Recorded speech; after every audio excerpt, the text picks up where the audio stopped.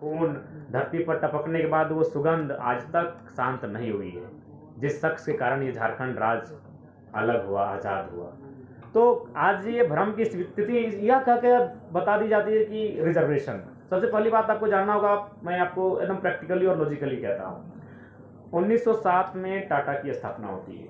बहुत भारी संख्या में ज़मीनों का अधिग्रहण होता है। उस जमीन अधिग्रहण में मैक्सिमम ज़मीनें कुर्मियों की होती है।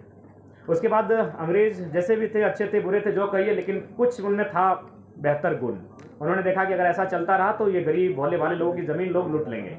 फिर वो 1908 में सीएनटी को प्रभावी रूप से लागू कर देते हैं और उसके बाद 1950 तक कुर्मियों की ज़मीन कोई नहीं लेता है। 1908 में जैसे ही सीएनटी लागू होता है, 1907 में एकदम बड़ी बेरहमी से टाटा ज़मीन लेती है। 1908 में सीएनटी लागू होता है, 1950 तक कोई नहीं लेता है। लेकिन फिर यही बात खलने लगती है उद्योगपतियों की कि अगर किसी का ज़मीन आपको लेना है तो उसको शेड्यूल से हटाना होगा, उसको नॉन शेड्यूल करना होगा, अनशेड्यूल करना होगा, तभी ज़मीन लेने में सुविधा होगी। और 1950 में शायद दिसंबर का महीना या सितंबर का महीना उन्हें विदाउट नोटिफिकेशन के जैसे ही बाहर किया जाता है, 1951 में लगभग 50 कुर्मी गांव विस्थापित कर दिए जाते हैं एक झटके में। नाम होता है सिंदरी, जिसको आज हर्ल के नाम से आप जानते हैं। दौर शुरू हो जाता है। दौर का नाम आप बोकारो पहुंच जाते हैं, उस दौर में आप चांडिल डैम पहुंच जाते हैं, उस दौर में आप कोणार्क डैम पहुंच जाते हैं, उस दौर में आप तमाम कोलियरी पहुंच जाते हैं। और आज भी अगर आप विस्थापन को जानना चाहते हैं तो अगर आप बिना कुर्मी को जाने विस्थापन को नहीं जान सकते। 1907, 1908, 1950 नोटिफिकेशन आउट होना, 1951 से सिंदरी प्लांट से ही तमाम एचईसी के भी अध्ययन कीजिएगा, कुर्मियों की जमीनें बहुत मात्रा में मिलेंगी। यानी एक बहुत बड़ी साजिश थी इनको शेड्यूल से हटाने की। अब देखिए विवाद ये होता है कि ये कौम अगर यहाँ एंट्री करती है तो इससे आदिवासी जो कौम अभी यहाँ है, अच्छा उसके बाद लोग तर्क देते हैं पहले 32 थे अब 36 हो गए, बाकी जो 4 आए किन्हीं ने अपोज नहीं किया, लेकिन इनको लगता है कि नहीं ये थोड़ा सा आबादी में ज़्यादा है। तो मैंने बार बार कहा कि एक रास्ता तैयार कीजिए। भारत एक ऐसा देश है जहाँ पशु पक्षियों का अधिकार है। आज जंगली हाथी लगातार 10 घरों का हमारा रोज तोड़ रहे हैं, लेकिन फिर भी हम उनको कुछ नहीं कर सकते क्योंकि भारत का संविधान कहता है, भारतीय संविधान आर्टिकल 48 ए स्पष्ट कहता है वन्य जीव संरक्षण।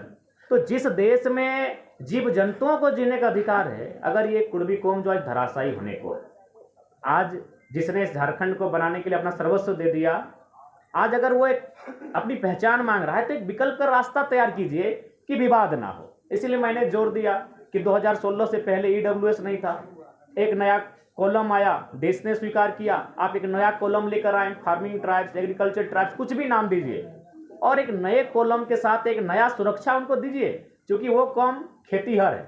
आज झारखंड में पहली आबादी आदिवासियों की, दूसरी कुर्मियों की, फिर अल्पसंख्यकों की आती है। क्या आपको एक भी टॉप बिजनेसमैन का नाम है यार कुर्मियों का? थोड़ा सा हम ह्यूमैनिटी की बात कीजिए, छोड़ दीजिए इस विवाद से, थोड़ा बाहर आते हैं, मानवता के नाते थोड़ा कुर्मियों की बात कर लीजिए। एक भी बिजनेसमैन को आप जानते हैं? रांची के एचईसी कुर्मियों की जमीन में, हिंडाल्को कुर्मियों की जमीन में, घाटो कुर्मियों की जमीन में, तमाम जो केदला, मोरपा, जो मांडू और रामगढ़ का कोलियर, ये सब कुर्मियों की जमीन में क्या एक भी आप टॉप मोस्ट बिजनेस टाइकून को जानते हैं? नहीं जानते, क्योंकि उसका संबंध खेती से रहा है। तो वो अपने खेत को मांग रहा है, अपने खेत को दे दीजिए, कोई विवाद नहीं होगा। वो अपने खेतों का संरक्षण मांग रहा है। और एक बात में आप बताइए, ये तब आप इस माहौल को तूल देते हैं जब हमारा कौम डोमिनेटिंग होता। आबादी में हम दूसरे नंबर पर हैं, एकल की बात करेंगे तो पहले नंबर पर हैं। उसके बाद भी हमने एक भी हमारा व्यवहार बताइए डोमिनेटिंग का, जबकि हमारे साथ तो साजिशें आज भी हो रही हैं। उदाहरण के लिए इंद्रजीत महतो, उदाहरण के लिए जगन्नाथ महतो। इस कोरोना काल में 2 ही नेता डैमेज में, दोनों कुर्मियों के बेटे। क्यों भैया? क्या कभी मीडिया ने सवाल किया? क्या आपने कभी चिंतन किया? कसम खा के बोल रहे, इसके पीछे भी रीजन यही है कि कुर्मी के बेटे थे। हम तो साजिशों के शिकार आज भी हो रहे हैं। इसलिए आपसे हम पूरे राज्य से भी अनुरोध करेंगे कि ये जो जिस दृष्टि से आज हमें देखा जाता है उस दृष्टि से ना देखें। हम साजिशों के शिकार आज होते हैं। जगन्नाथ बाबू तो नहीं रहे, उनकी आत्मा को शांति मिले, इंद्रजीत बाबू स्वस्थ होकर वापस है, हम ये प्रार्थना करते हैं। आप और किस पर लगा रहे हैं? ये बहुत बड़ा आरोप। ये नहीं, आरोप हम किसी पे नहीं लगा, नहीं, साजिश है। किसने साजिश? साजिश है।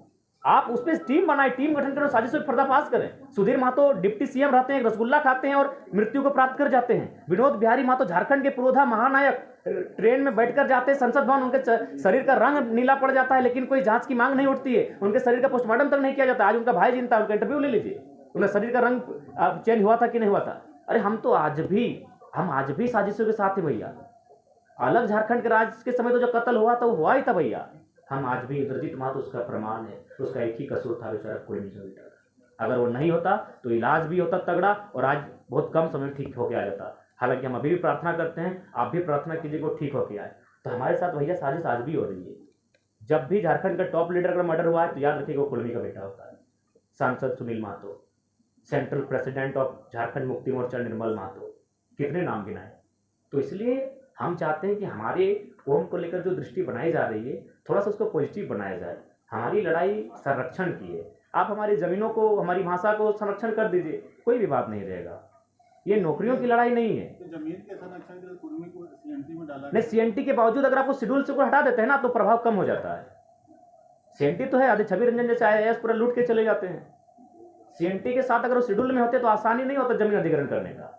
क्योंकि हम पिपरवार गए थे, वहाँ के जो पदाधिकारी उनसे बात हुई कि अब 12 गंजू परिवार का जमीन आता है, 12 को जॉब देना हो, क्योंकि इनका अलग ही कानून है।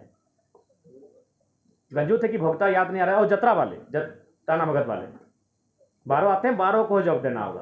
क्योंकि शेड्यूल जो होता है उनका जमीन लेने में थोड़ा सा असुविधा होता है, आसानी से जमीन का हस्तांतरण नहीं होता है, तो इसीलिए 1950 में उनको साइड किया गया। एकदम लॉजिक प्रैक्टिकल, ज्यादा कोई विवाद मत कीजिए, एकदम सीधा। 1907 में टाटा का स्थापना होना, भारी संख्या में जमीन, भारी संख्या के 15,000 एकड़, और काम कर रही है मात्र 3,000 एकड़ में। 1908 में सीएनटी का लगना, 1950 तक जमीनों का ना लिया जाना, 1950 में इसको शेड्यूल से हटाया जाना, और 1951 में सिंदरी कारखाना तैयार हो जाना। बस सिलसिला शुरू। 1958 में, 1964 में, 1972 में, 1986 में वो सिलसिला शुरू। तो ये जो डिमांड है वो संरक्षण का है। हम लोग अगर गवर्नमेंट में आते हैं, क्योंकि भारत देश जहां आर्टिकल 48 ए कहता है जीव जंतुओं की रक्षा करना, तो हम लोग जरूर इस पर एक नया कॉलम, एक नई तरकीब लेकर आएंगे, ताकि विवाद का भी समाधान हो जाए और उनकी मांग को भी एक आज़ादी मिले, एक समर्थन मिले।